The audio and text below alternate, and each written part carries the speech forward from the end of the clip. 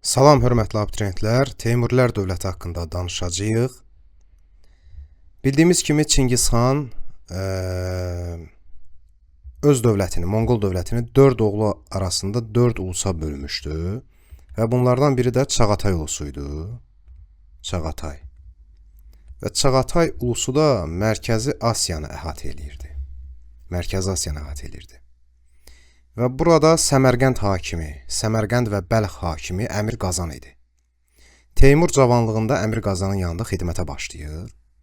Onun oğlu ilə Əmir Hüseynlə müttəfiq olur. Lakin sonra onların müttəfiqliyi düşmənçiliyə çevriləcək. Bu Çağatay ulusu haqqında danışaq. Çağatay ulusu bölünmüşdü artıq 14-cü əsrdə Mavərənnəhir və Moğolistan dövlətlərinə və 1365-1366-cı illərdə burada Sərbədarilər üsyanı baş vermişdir. Sərbədari, yəni dara çəkilənlər. Burada, Mərkəzi Asiyada. Bu üsyanı yatıran Mərkəzi Asiyaya hakim olacaqdı. Əmir Hüseynlə Teymur ilk mübarizədə Çağatay hakiminə məğlub olsalar da 1365-də.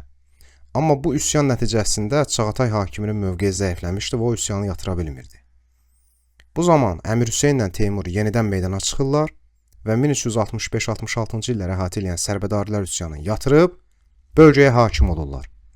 Bundan sonra onların arasında mübarizə başlayır. Bu mübarizədən də 1370-ci ildə Teymur qalib gələrək Teymurilər dövlətini yaradır və əmir titulunu qəbul edir. Dövlətin paytaxtı Səmərqənd olur.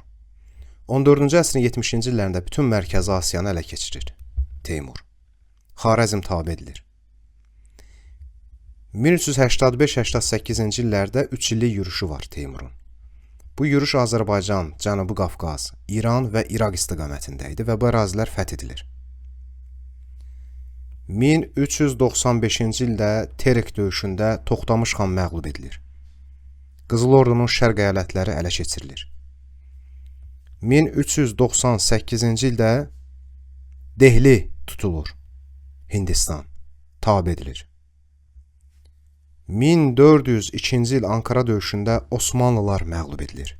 Teymur Osmanlıları 4 yerə parçalayır. Teymur girdiyi savaşların heç birində məğlub olmur. Növbəti hədəf Çin idi. Çini müsəlmanlaşdırmaq istəyirdi Teymur. Lakin ömrü vəfa etmədi. Yəni 1405-ci ildə onun ölümündən sonra bu yürüş də, onun ölümü ilə bu yürüş də yarımçıq qalır. Teymur da öz dövlətini Çingiz xan kimi uluslara bölmüşdü. Teymurdan sonra Şahrux haqqında danışacağıq. Şahrux paytaxtı Səmərqənddən Herata köçürür. Qaraqoyunlu dövlətini asılı vəziyyətə salır. Bildiyimiz kimi Cahanşah ondan asılı olmuşdu. Osmanlı və Qızıl Ordu dövlətləri ilə isə atası Teymurdan fərqli olaraq müharibə aparmır, normal əlaqələr qurur. Çinlə geniş əlaqələr saxlanılır. Teymurlu intibahı ən yüksək zirvəyə çatır bu dövrdə. Səmərqənd və Herat şəhərləri də dünyanın ən önəmli mədəniyyət mərkəzlərindən biri olur. Uluqbəy isə hökmdar olmaqla yanaşı həm də məşhur astronom idi və onun astronom olması səbəbilə dövlət işlərinə çox vaxtı qalmırdı. Əsasən elmlə məşğul olurdu. Mədəniyyət mövzusundan da keçmişik. Adı ayın xəritəsinə daxil edilib Uluqbəyin.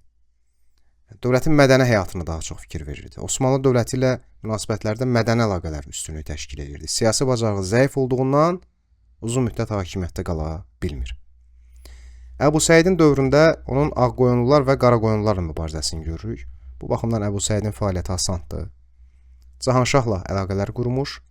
1458-də Cahanşah Heratı tutur. 1459-cu ildə isə Herat sülhünü imzalayır.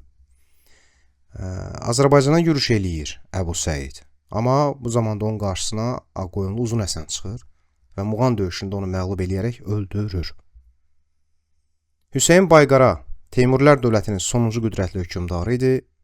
O Teymurların nüfuzunu bərpa eləyib, itirilmiş əraziləri geri qaytarıb, lakin Hüseyn Bayqarının ölümündən sonra Teymurilər sürətlə tənəzzülə uğradı və 1507-ci ildə süqut etdi. Belə ki, yeni yaranmış Şeybanilər dövləti Teymurlərlə mübarizəni gücləndirib 1507-ci ildə Herat ələ keçirdilər və Teymuri dövləti süquta uğradı. Bu Teymurlər mövzusu ilə bağlı ümumi izah idi. Ümid edirik ki, mövzu ilə bağlı sizdə ümumi bir təsəvvür yarandı. İndi isə vəsaitimizdən mövzunu öyrənək. Hər birinizi uğurlar. Hələlik.